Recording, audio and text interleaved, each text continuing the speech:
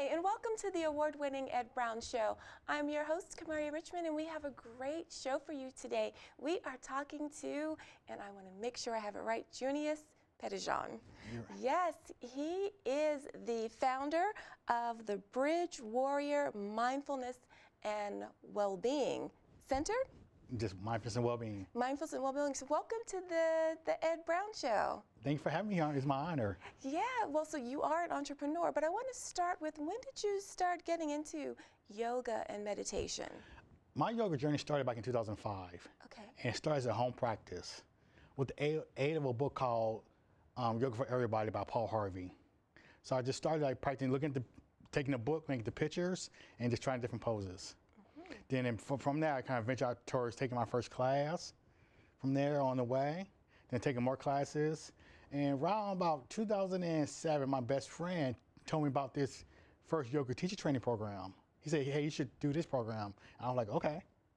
So I did my first yoga teacher training program. Okay. And during that time, I was going through like some stressful periods in my life. So that teacher training came at a time where I needed it.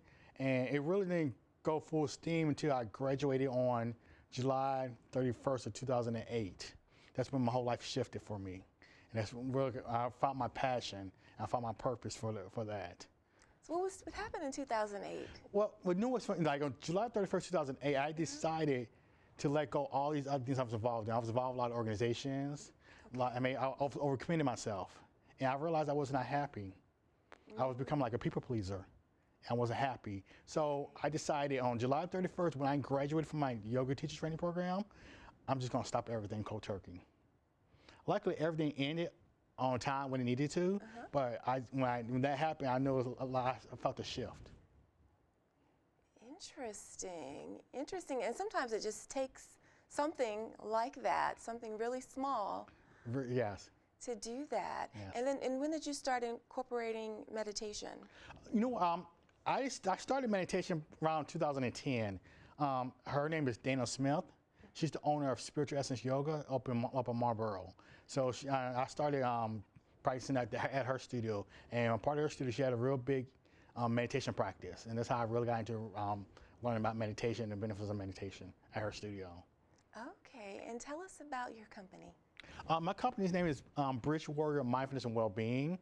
The focus of my company is focused on self-care, making self-care as a priority in a person's life. And I do teaching yoga, meditation, and journaling as a way to help people practice self-care. A lot of times, we're in this age where we're busy, we're overcommitted, we're overworked, yet people forget to take time for themselves. So my goal is to help people to develop that self-care mindset, where they spend time doing what they spend time for themselves. It could just be simple reading a book, or maybe just meditate on going to the gym. My goal is for them to take care of themselves, then they could go out and take care of others. Right, and we hear that a lot. You know, once you take care of home, then you can do that. But what's the best way for us, though, to do it? How do we get into that mindset? It's a mindset. It's making that commitment. And it starts with, I always tell people, if you want to do something for yourself, treat it as a meeting.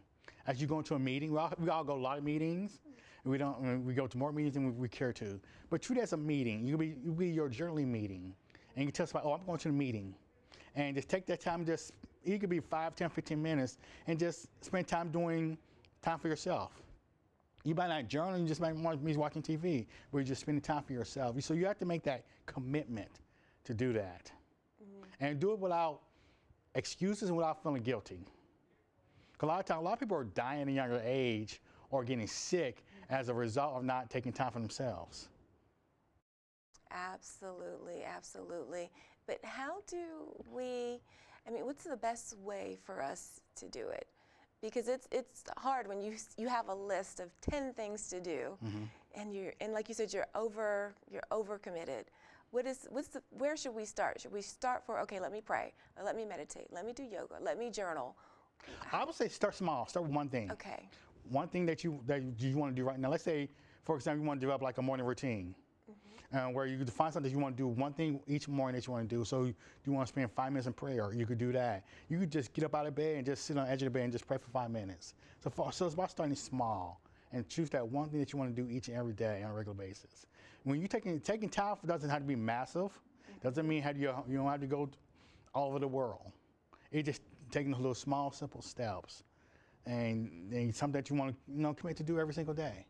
So it could be like prayer. For me, I'll always read an affirmation for myself each morning.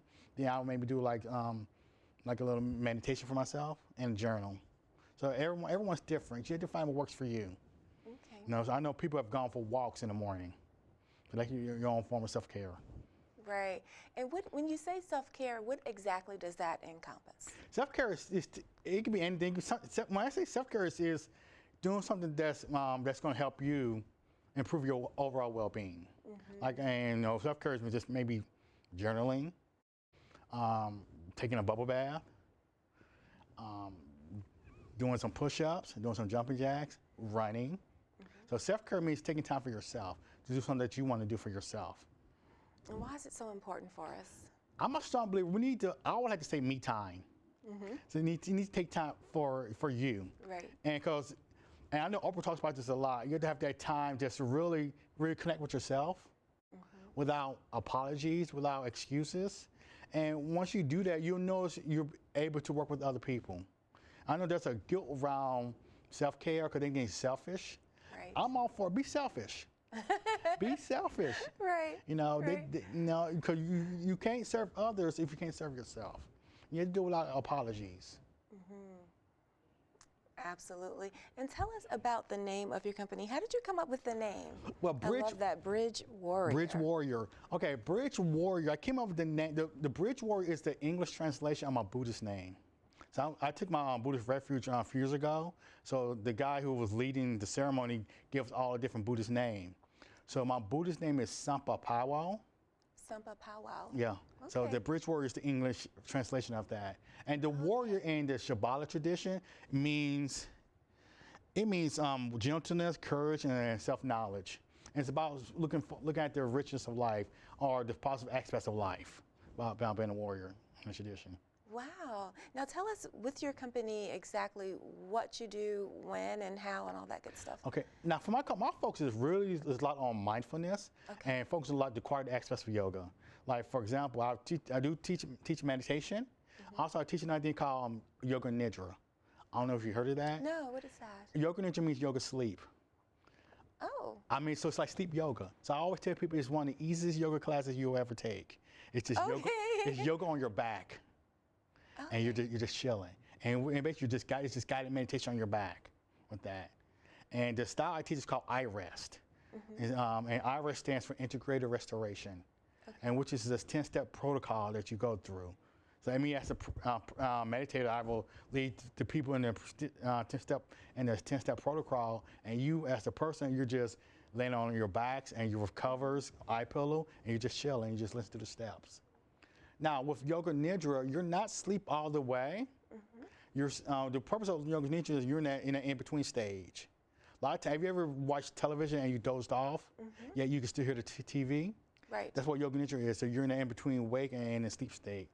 And what it does is it facilitates relaxation. And with them I-Rest, it's been used a lot for the military to help them with PTSD. Interesting. Yes. And talk to us about mindfulness, because we hear now everyone is a mindfulness teacher or everything is mindfulness. So talk to us about exactly what it is and why we need to do it and why we should do it. Okay, mindfulness is a big buzzword these days. Now, I like to use the word mindfulness because mindfulness, a good meaning of mindfulness is to pay attention to the present moment where you are right now. There are many aspects of mindfulness. There's the biggest aspect, when people talk about mindfulness, they don't know that it's meditation. You're just sitting down. But mindfulness is something you start with meditation, but you incorporate it in your daily life. When you're talking with somebody, when you are washing dishes, when you're driving. So when you're in that state of mindfulness, let's say someone cut you off on the road, instead you get upset, you like just say, okay, have a good day. So and mindfulness is all about teaching you how to respond instead of react. We're in a society where we're always constantly reacting. Absolutely. Everyone wants to clap back. Everyone wants to disrespect somebody. But mindfulness teaches you how to respond. It doesn't change the fact that you're upset. It teaches you how to respond to you being upset. where you're respecting both parties with that. You know, a lot of times when a lot of people say they can't meditate, I'm a strong believer. If you could breathe, you can meditate. Like I just talked about, you can meditate while you're on your back through the yoga nidra. You could go for walking meditation, where you're just walking slowly. Where you could do washing dishes. You know, you're in that meditative state. So there are different ways to practice mindfulness. Just being present. Being present and focusing on a person. Because a lot of times we're worried about the past, and we focus on what we got to do later on. Mindfulness teaches you how to stay present and where you are in that moment. And you have events coming up? Right now I'm working on doing some, like a monthly meditation. In my neighborhood. I live in Southeast DC. But this summer, hopefully at Unity, Washington, DC, I'll be teaching a class called Yin Yoga and Yoga Nidra.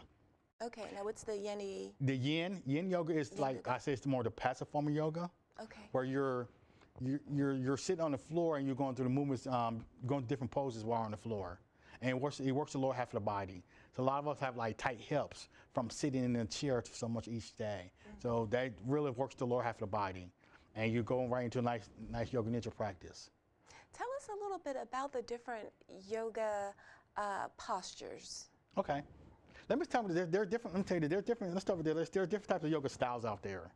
You have your more advanced styles like your Ashtanga yoga, or your power yoga, or your hot yoga, all the way towards your gentle styles like your restorative yoga, your yin yoga. Those are your gentler styles. Then you do have your gentle yoga.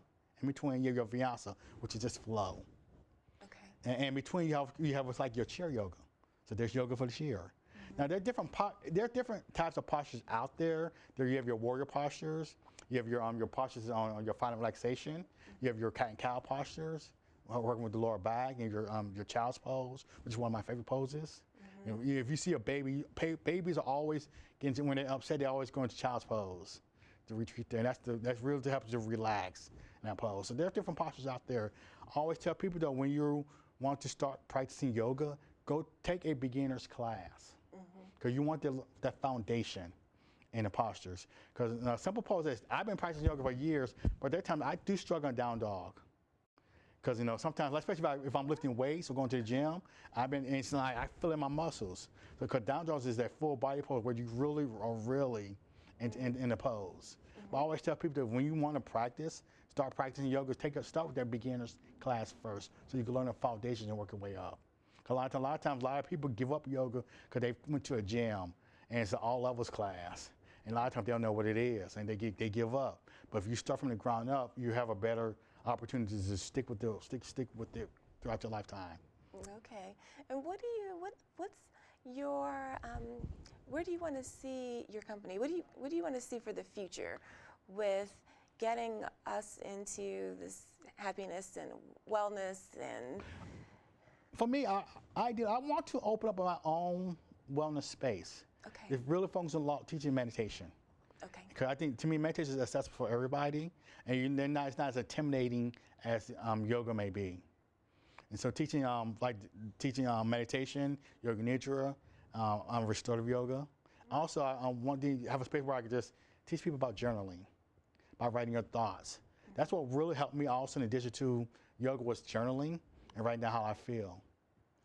That was a point in my life where I wasn't afraid to tell my story. So about me learning how to journaling, I was able to get comfortable telling my story and able to make peace with the trauma of my childhood. Do you mind telling your story? Sure. Okay. I always say this, that my story happens in 3 acts. My first act was when I ran away from my abusive adoptive parents as a child. And with that, led me back into the foster care system as a child. And from there, my second one was when I moved to DC in 2003, where I didn't have a job to my name. So I didn't have a job to my name. And my third act was happened on July 31st of 2008, when I made that commitment. To really take control of my life. But going back to my story, there's a point where I was ashamed of where I came from. I was a part of the foster care system. I grew from abusive adoptive parents. I did meet my birth family. I did meet them years later. But the fact is, though, I was afraid that I was going to be judged for having this traumatic childhood. And I was at a point where I didn't want to talk about it and act like it didn't exist. But what the journaling did, besides me writing out my story, I was able to know some of the patterns that I was engaging in. For example, I was a big people pleaser. I felt like I needed to please everybody and and try to make them happy. Another issue, this might be a funny one, I was very nosy. I was in everybody's business by my own. But what journaling made me do is, the reason why I was in everybody's business because I was lonely, I was unhappy. And just by writing it out, I was able to see those patterns of behavior. Interesting. Interesting. And that's why I want to use mindfulness journaling and yoga is to tell people to tell a story. I must strongly believe we all have a story to tell. Absolutely. It's just like just getting in touch with your story is going to help you out in the future. A lot of times people want to run for it. I'm all about embracing your story. You don't have to tell the whole world, but if you can embrace your story for yourself, you will basically release stress, and you'll notice your body will heal. Because a lot of times we carry a lot of trauma in our body. You know, and a lot of times I went to this training, this yoga training past weekend, and somebody talked about issues in our tissues, because we hold a lot of trauma in our body, and a lot of times a lot of issues happen in our cells in our body as based on what happened in our life or in our childhood. Wow. And so we have some time. So can I put you on the spot and Sure. ask you two things? Okay. One, a yoga technique that we can do, you know, as we're sitting, and a meditation technique as we're sitting. So Okay. we at 11 minutes and All right, yoga 20 technique. seconds and counting. So we have a little time. But something that you could show people to do Okay, now while you're here. We might be a combination of both. Okay. Let's say yoga technique. This is like chair yoga. Okay. This simple, when I'm teaching meditation in a chair or in an office, it's something you can do on your own. Okay. You could just start by planting your feet onto the floor. Sit up long and tall. And so when you're playing, you plant your hands on your thighs gently. You want to relax your shoulders away from your ears. Okay. You want to soften your face. And when you're relaxing your mouth, you want to have that nice little pause if you're saying ah. And I always tell people just feel the natural rhythm of your breath. So inhale through the belly, up towards the rib cage, all the way up towards the chest. Exhale out of your chest, rib cage, belly. Inhale through the belly, towards the rib cage, all the way towards the chest.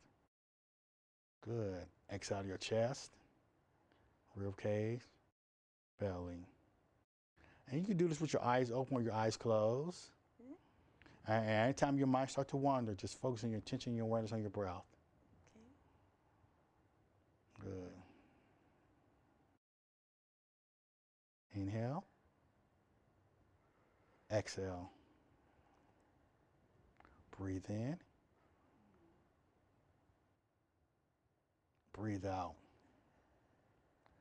I always tell people your breath is your most powerful tool to relax the body and clear the mind.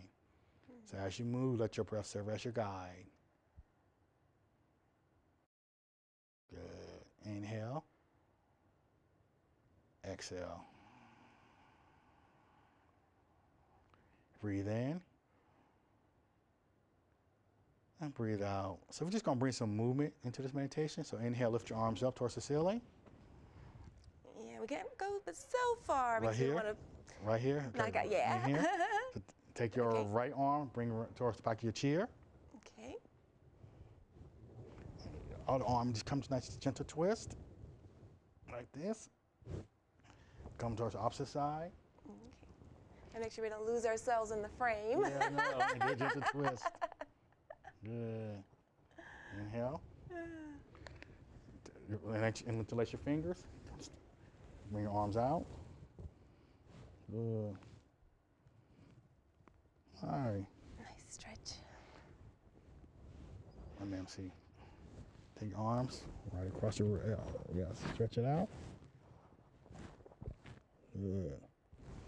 Opposite side. A lot of times, I think I'm going the opposite direction. that's okay, that's okay. A lot of times we forget to stretch in the office all the time. So, all right, inhale, exhale. And pay some attention to your fingers, Bring your fingers back. Good. Something simple you could do while you're in office. I know we can't do much because we're on TV. Good. And I was like, oh, I have to be careful. Our arms are expanded, which is great. But those are just something nice and simple that you can do, like you said, at home or at work, or and I think something, especially for people, if you have problems with your joints or if you're not able to be really active, chair yoga would be something that's really good for you. It's growing in popularity slowly. You know, I mean, people think chair yoga is easy. No, it's a workout in chair yoga. So you will get the benefits of yoga if you even do chair yoga. Okay. Yeah. Well, I believe in yoga and meditation and journaling and all of that good stuff. And you said something that was really key. You were able to look at, see the patterns of your life through the journaling. So it's something you really empower people to do. Yes. Okay. Yeah, because the biggest thing with all yoga, journaling, meditation is to help us really stress. And re-stressing our bodies, really stressing our lives. And by journaling, it gives you insight into what's going on, any patterns. You might, let's say for example, you're journaling about somebody. You might, by doing that journaling process, you might notice that you're just like this person. Or sometimes when we have issues with somebody, it's usually because something we're dealing with ourselves. So by journaling, writing it down, you're able to realize, get some clear perspective of what's going on with that person, and what's going on with you. And with journaling, one thing I like about journaling, there's many techniques. One of the techniques I love to do is to do what's called like write a letter to yourself. It's a technique like for example, it's like a letter to God or a letter to yourself, where you write a letter, say, "Dear Junius, congratulations on decreasing your debt on July 1st." So you write a letter to yourself, and what you do is you write down how you want to do it and what you need to do to make it happen. And you put that letter, you write it, you seal an envelope, and you put it away. And you set the date on the calendar to read that letter. And you read that letter like at a certain date, and when you realize, see if you have accomplished that. I did that like a while ago at a retreat, and it was well received. And basically you just find a goal that you want to accomplish, and you write down how you want to accomplish that goal. And you put it in an envelope and you put it away. And 6 months later, you read and see if you accomplished that goal. That is a great, I mean, that is a great idea. And I know it's something you mentioned, unity. Yeah. Something, you know, like for the year, write out what you want the year to look like, and then it's returned to you and you can see. But that is a great idea, and I'd actually forgotten that. I think I'm going to try that again, but to write a letter to yourself.